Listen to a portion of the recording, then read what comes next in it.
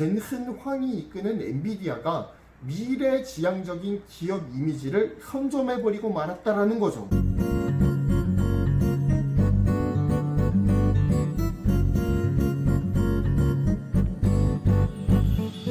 안녕하십니까.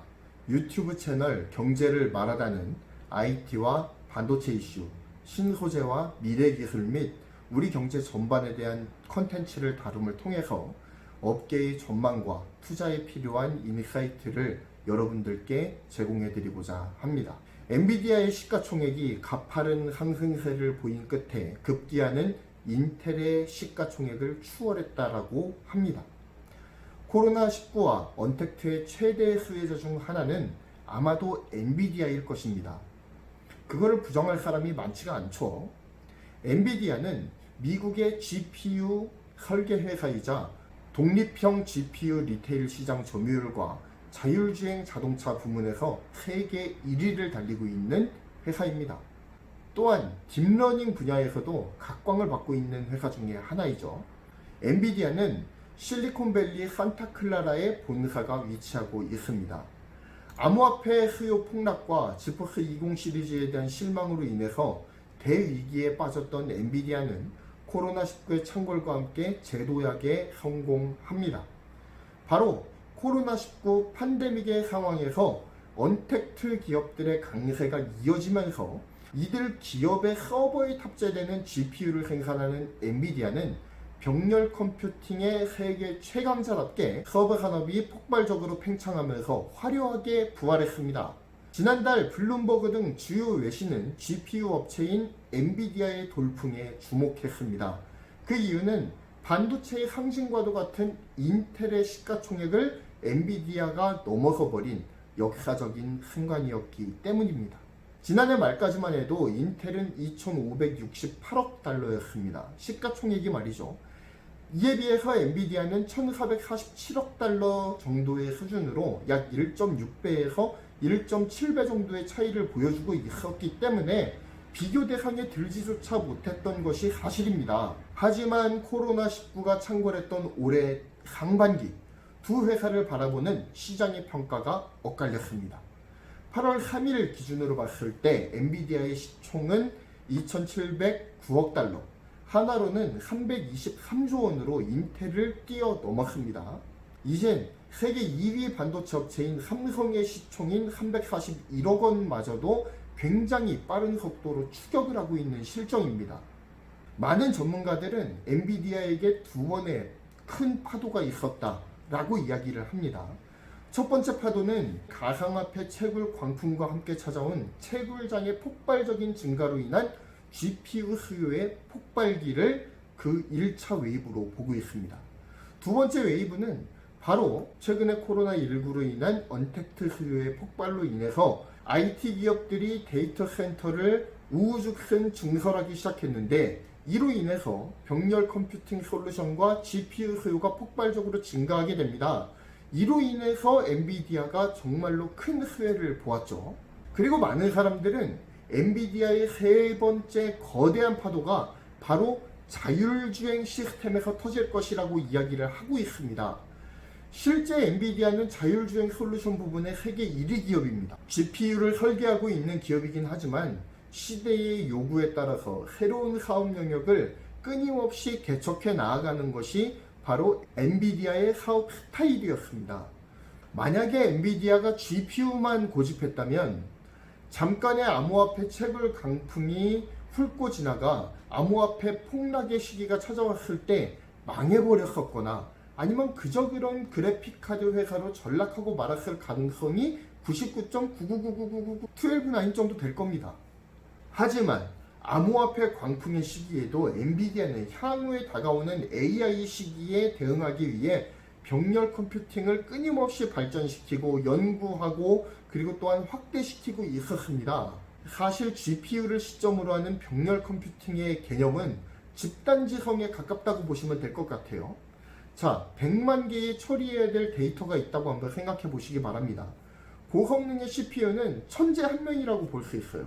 그래서 매우 빠른 속도로 100만 개를 하나씩 차례차례 이렇게 쳐나가는 거죠. 그렇게 처리를 하는 방식이라고 한다면 GPU를 기본으로 하고 있는 병렬 컴퓨팅 같은 경우에는 100만 개의 데이터를 1000명의 그저 그런 평범한 사람들이 나누어서 처리하는 방식입니다. 처리해야 될 데이터가 고작 한 100만 개 정도라고 한다면 고성능의 CPU를 할지라도 별 어려움 없이 잘 처리해낼 수 있을 것입니다. 하지만 AI 시대가 굉장히 빠르게 도래하면서 이 100만 개 정도의 데이터가 수억, 수조 개로 늘어나게 됩니다. 사실 AI라고 하는 게 바로 그런 거거든요. 수많은 정보를 받아들여서 그 정보 중에 가장 좋은 경우의 수를 찾아내는 것이 AI 연산 과정입니다. 정말 생노가다예요. 그러려면은 천재 한 명이서 100만 개를 처리하는 그런 CPU 방식이 아니라 다수의 GPU가 나누어서 데이터를 처리하는 병렬 컴퓨팅의 중요성이 폭발적으로 증가하게 되는 시기가 바로 AI 시기라는 것입니다. 그러한 AI 연산 시대가 굉장히 빠르게 다가오면서 엔비디아의 떡상신화가 계속해서 이어지고 있다고 보시면 이해가 빠르실 겁니다. 하지만 엔비디아가 이렇게 시대의 흐름을 잘 캐치하고 시대가 요구하는 기술에 효과적으로 대응하는 유연한 조직이 된 데에는 엔비디아의 창업자이자 현 CEO인 젠슨 황의 진취적 리더십이 큰 몫을 차지했다라고 생각합니다. 젠슨 황이 엔비디아를 성공적으로 이끌 수 있었던 원동력은 그가 반도체 시장의 발전을 선제적으로 꿰뚫어보는 해안을 가지고 있었기 때문입니다.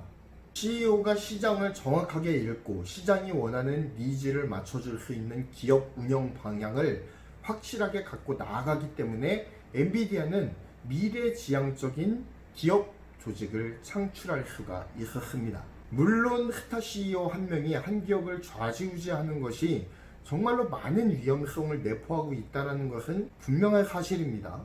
하지만 기업의 중심을 잡아줄 수 있는 합리적인 헤드십이 존재하는 것은 매우 중요하다는 생각이 듭니다. 반면 엔비디아와는 달리 인텔은 갈피를 잡지 못하고 있습니다. 일단 인텔의 실책의 시작은 2015년 무어의 법칙 폐기와 경영 효율화로 경영 방침을 바꾼 데서부터 시작한다고 보입니다. 이 당시 인텔은 무어의 법칙을 포기하면서 이제까지 취해오던 틱톡 전략이라고 하는 신제품 출시 전략을 버렸습니다. 인텔의 틱톡 전략은 마치 시계추가 이렇게 왔다 갔다 하듯이 매 2년을 주기로 1년은 공정 미세화를 진행하고요. 후 1년은 새로운 마이크로 아키텍처를 선보이는 방식의 기술 개발 전략입니다. 틱톡 전략은 반도체의 집적도가 2년을 주기로 해서 2배로 배가 된다는 무어의 법칙을 기본으로 하고 있습니다. 이는 인텔의 기술 개발 방향을 결정하는 매우 중요한 어젠다였습니다. 하지만 2016년 2월 12일을 기점으로 해서 인텔은 무어의 법칙에 기반한 틱톡 전략을 철회했습니다. 그것을 통해 사실상 진취적인 기술 개발에서 기술의 안정화 및 수익성 극대화의 길로 경영 방침을 선회해버리죠. 이러한 과정을 통해 인텔이 자행한 실수는 핵심 인력 12,000명을 대량 구조조정한 것입니다. 기술 인력들이 백어 퇴사하면서 인텔의 기술 개발 역량이 저하되는 악영향이 있었다고 합니다. 경쟁사들보다 공정 미세화 측면에서 점차적으로 뒤처지기 시작합니다. 그렇다면 왜 인텔이 이런 실수를 범했을까요? 어쩌면은 개별 PC CPU의 거의 유일한 경쟁자였던 AMD가 불도저 프로젝트가 처참히 실패로 끝나면서 골로 가고 있었던 시기와 교묘하게 겹쳤다라는 것이죠. 그러면서 CPU의 경쟁자가 존재하지 않는다고 생각했을지도 모르겠다라는 생각이 듭니다.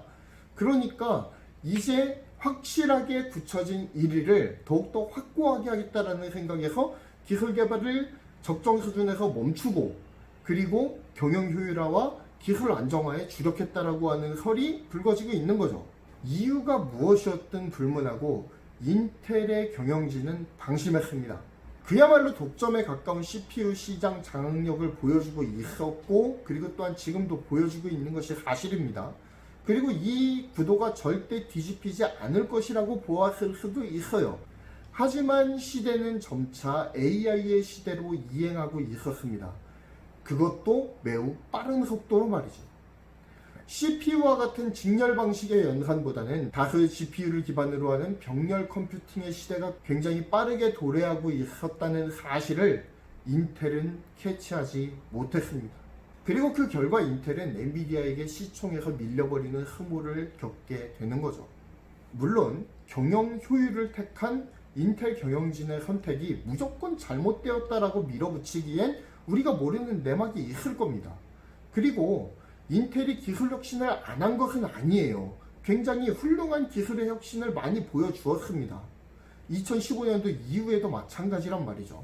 하지만 그럼에도 불구하고 중요한 것이 있습니다. 뭐냐면 소비자들이 느끼기에 젠슨 황이 이끄는 엔비디아가 미래지향적인 기업 이미지를 선점해버리고 말았다라는 거죠. 그에 비해 인텔은 현실에 안주하는 초식 공룡 이미지를 얻었다라는 사실이 정말 뼈아픈 사실이에요. 그렇게 기술 개발에 매진을 했으면 뭐합니까? 기업 이미지가 그렇게 고착화되어 버렸는데 말이죠. 그리고 그 초식 공룡의 결정판이 이번 2분기 컨퍼런스 콜에서 있었던 7나노 공정 지연 이슈가 되겠죠. 2016년 이후 무어의 법칙을 폐기한 대가는 이렇게 처참하게 나타나게 되는 것 같습니다. 14나노 장인으로 불리면서 시장에서 조롱당하며 하락 중인 인텔, 그리고 GPU 전문 기업에서 병렬 컴퓨팅을 기반으로 한 AI 그리고 자율주행 솔루션의 최강자로 군림해버린 엔비디아. 과연 이들의 경쟁의 끝은 어디일까요? 앞으로의 업황도 경제를 말하라에서 서칭하여서 여러분들께 신속하게 전달해 드리도록 노력하겠습니다. 긴 영상 시청해 주셔서 감사합니다. 구독, 좋아요, 알림 설정 꼭 부탁드리겠습니다. 감사합니다.